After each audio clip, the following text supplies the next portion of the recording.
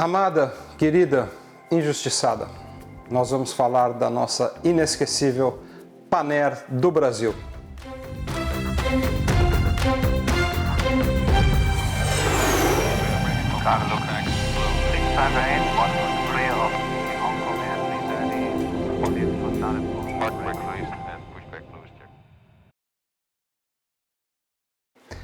Opa, bem-vindo a bordo! Não esqueça, deixe seu like aqui para o Panda Aviation. E hoje, ao falar de grandes companhias aéreas do passado, nós temos a grata satisfação de trazer para você um retrato sentimental, amoroso, da inesquecível Panair do Brasil. Uma companhia que pode não ter sido a primeira da aviação brasileira, mas ela foi primeira e pioneira em grandes passagens da aviação comercial nesse país.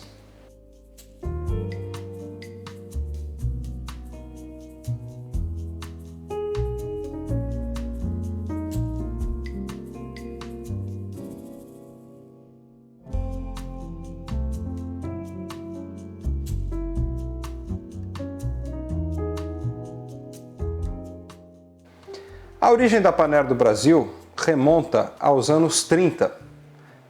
Ela é herdeira de uma companhia que havia sido fundada anteriormente chamada NYRBA, ou, como muita gente diz, NIRBA, que é o acrônimo, que é a sigla de New York, Rio, Buenos Aires, que era justamente a principal rota operada por essa empresa, que foi fundada por Ralph O'Neill, um empresário americano, piloto, apaixonado por aviação.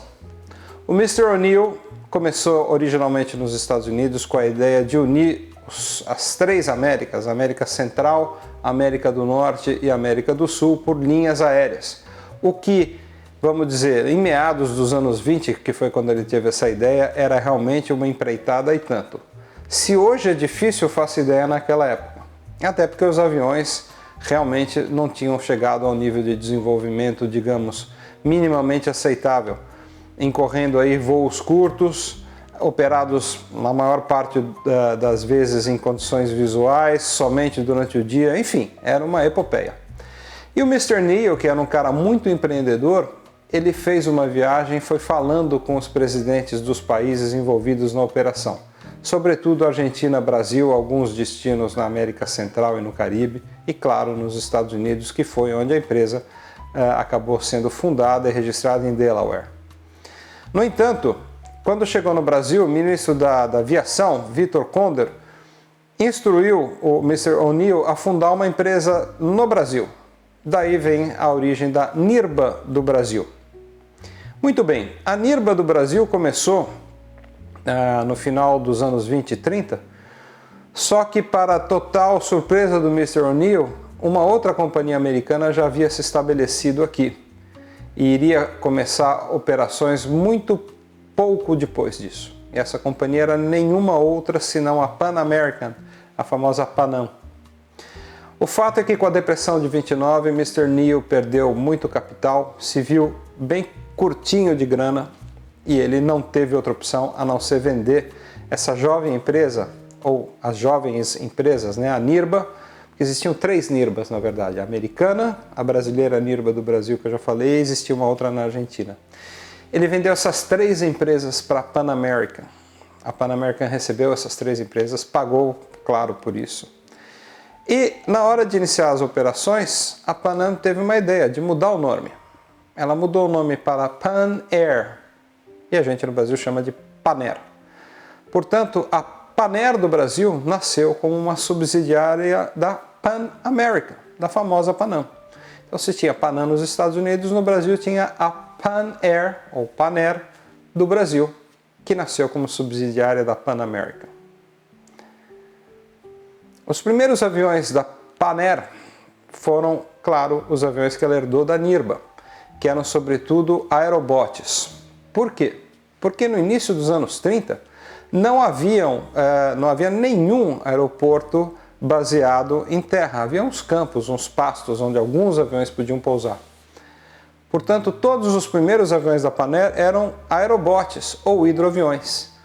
E as linhas da NIRBA, que saíam de Nova York e iam até Buenos Aires e depois até Santiago do Chile, faziam todo esse trajeto pelo litoral. Só para você ter uma ideia, quando a NIRBA e a Panair começaram, o número de escalas, de pontos em que os aviões da NIRBA e depois da Panair faziam paradas no litoral, era de nada menos do que 19 cidades no Brasil, que ia literalmente do Amapá ou do Oiapoque ao Chuí, antes de passar para o Uruguai, para a Argentina e depois para Santiago.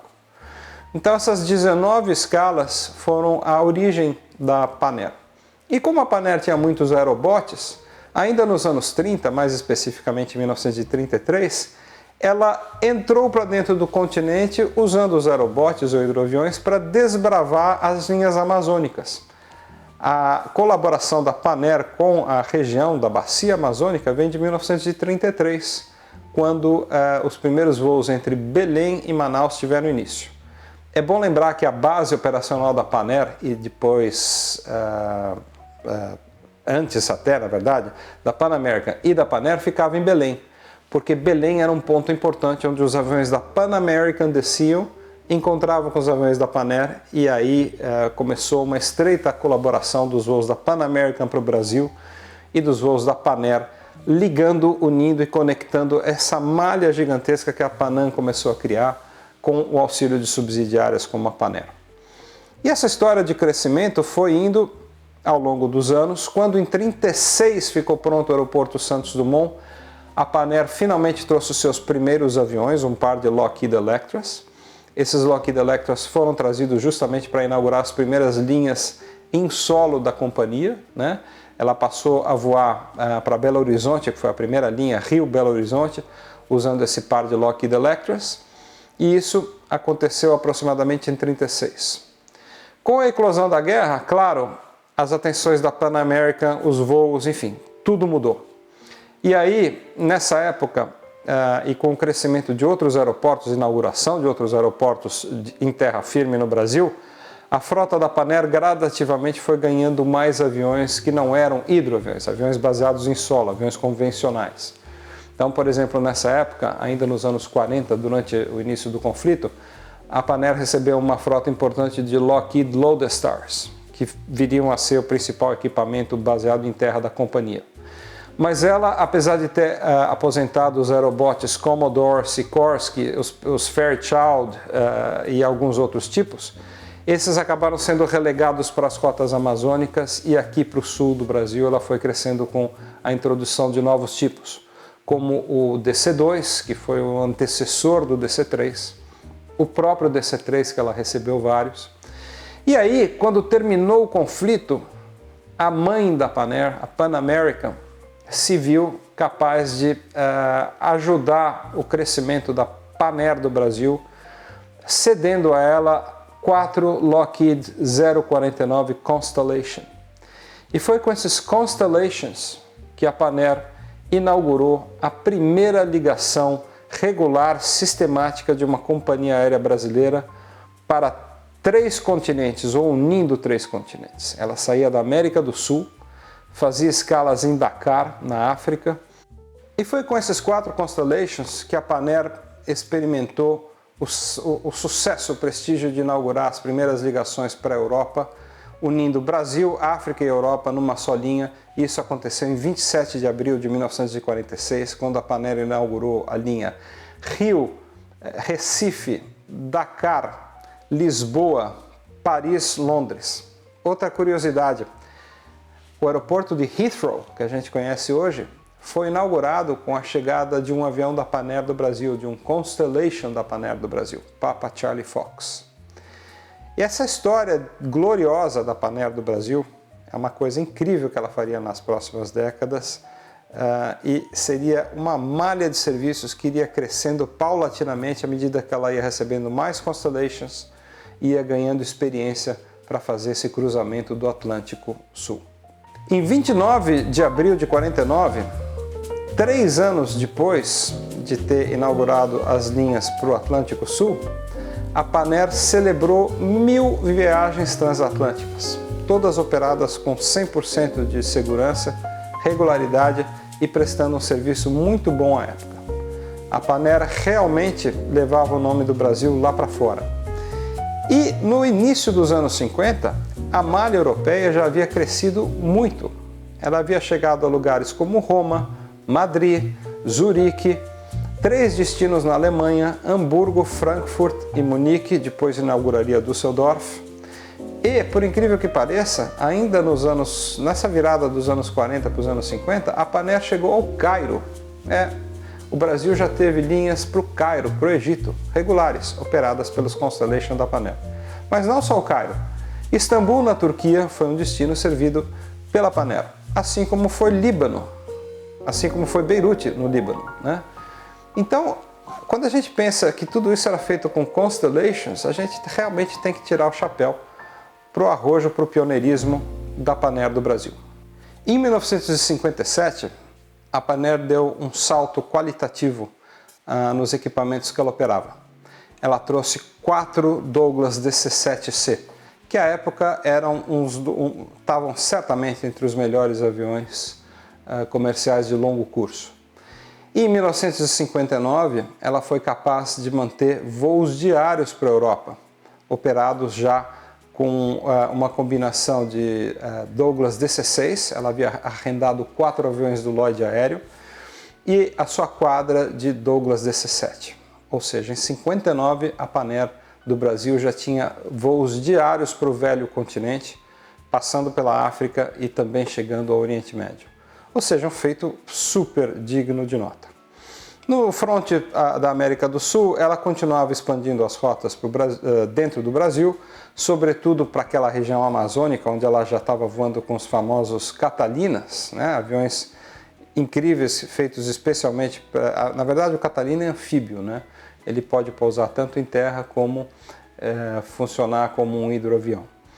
Então, a Panair tinha já uma malha invejável de serviços, né? Que chegava até Santiago do Chile, Santiago, Buenos Aires, Montevidéu, a região do Prata e mais Santiago, atravessava os Andes. E se você pensar, era uma companhia brasileira que ia dos Andes do Chile até Beirute, até o Cairo, né? Enfim, era uma companhia muito, muito respeitável e com um padrão de serviço e de atendimento muito bom, tanto até que ganhou um apelido, o famoso padrão Panair. Isso era muito comentado na época, Panair tinha um padrão. Claro, tinha a ver com a Pan American. Durante os anos da guerra, na verdade, em 1943, a Panair começou a ser nacionalizada. A Pan American vendeu 42% das ações para grupos brasileiros e aí a Panair ficou uma empresa de capital misto, brasileiro e norte-americano. Em 1961, outras grandes mudanças. Um grupo econômico comandado pelo Mário Simonsen e pelo Celso da Rocha Miranda adquiriu o controle da companhia, comprando praticamente todas as ações da Pan American. A Panair do Brasil passou a ser realmente uma companhia aérea brasileira. E nesse ano ela recebeu também seus primeiros jatos, um par de Douglas DC-8, que ela rapidamente colocou para servir as linhas para a Europa inicialmente e depois também servindo lá o Prata, Santiago, Buenos Aires e Montevidéu. Logo em seguida, em 62, ela recebeu 4 Sud Aviation Caravelle, que foi um jato incrivelmente importante para ela nas rotas domésticas e também uma outra vez operado nos serviços para a América do Sul. Mas aí, em 64, as coisas começaram a ficar um pouco difíceis para a Panair. A gente sabe que houve a Revolução de 31 de março e essa revolução dividiu o país, acabou com as liberdades democráticas e impôs um regime ditatorial que logo traria consequências diretas para a aviação. Uma dessas consequências foi a perseguição política sofrida pelos líderes da Panair, que não eram vistos com bons olhos pelos dirigentes da Força Aérea Brasileira e, de uma certa maneira, do governo brasileiro. O fato é que, com a Revolução de 64, a Panair caiu em desgraça diante dos olhos dos militares e não levou muito tempo para que os militares definissem que a Panair não tinha futuro. Num golpe perpetrado pelo governo brasileiro, em fevereiro de 65, a Panair teve abruptamente, sem maiores explicações, no dia 11 de fevereiro, a sua licença de voo cassada, da noite para o dia, com a falsa alegação de que ela estava imersa em dívidas. Não existe companhia aérea que não tenha dívida. Toda companhia aérea tem dívida. Naquela época, nos anos que se sucederam e até os dias de hoje, companhias aéreas não voam com asas, voam com dívidas. E a Panair não era diferente.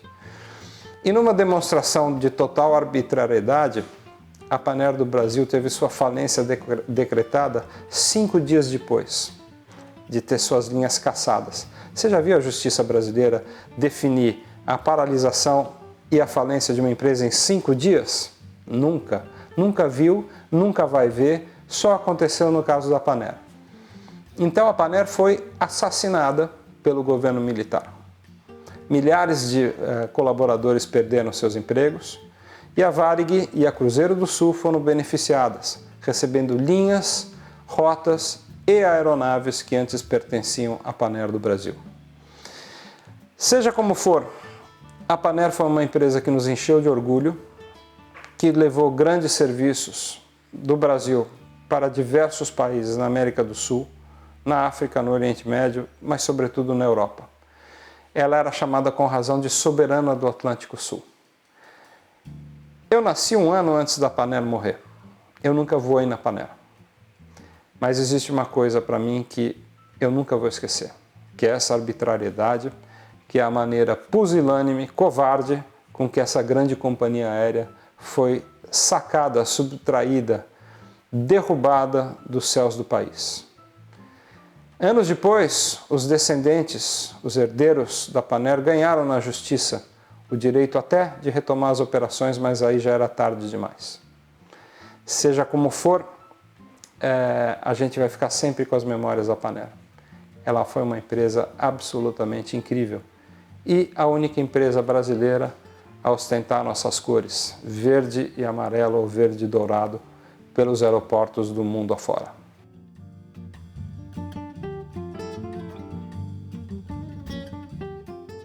Não dá para falar em Panair do Brasil sem lembrar uma grande obra a respeito, o livro Pouso Forçado, do meu amigo Daniel Leb Sasaki. Essa é uma obra que cobre, sobretudo, a história, o verdadeiro escândalo que foi o fechamento da Panair. Se você quer saber mais sobre essa passagem negra da aviação brasileira, compre esse livro, da editora Record, Pouso Forçado, do Daniel Leb Sasaki. E eu tive o prazer de escrever a orelha do livro, escrever esse texto aqui de introdução na orelha do livro. E eu vou reproduzir esse texto aqui porque eu acho que é importante a gente lembrar da Panair e lembrar sobretudo das circunstâncias que levaram ao fechamento dela. Porque foi realmente a página mais triste, mais negra da história da nossa aviação e uma página que não merece ser relegada ao esquecimento.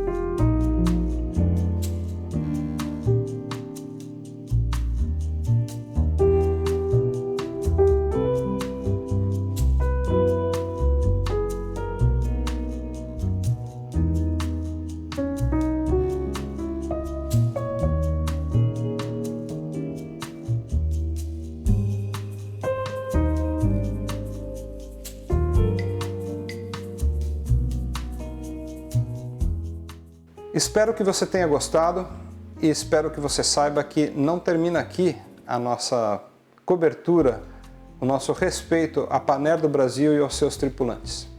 Vem uma segunda parte logo em seguida, onde eu vou falar dos aviões que fizeram a Panair voar tão bem como voou ao longo de várias décadas de vida. Um grande abraço, deixe seu like aqui para o Panda Aviation e a gente se vê em breve na parte 2, falando da Panair do Brasil.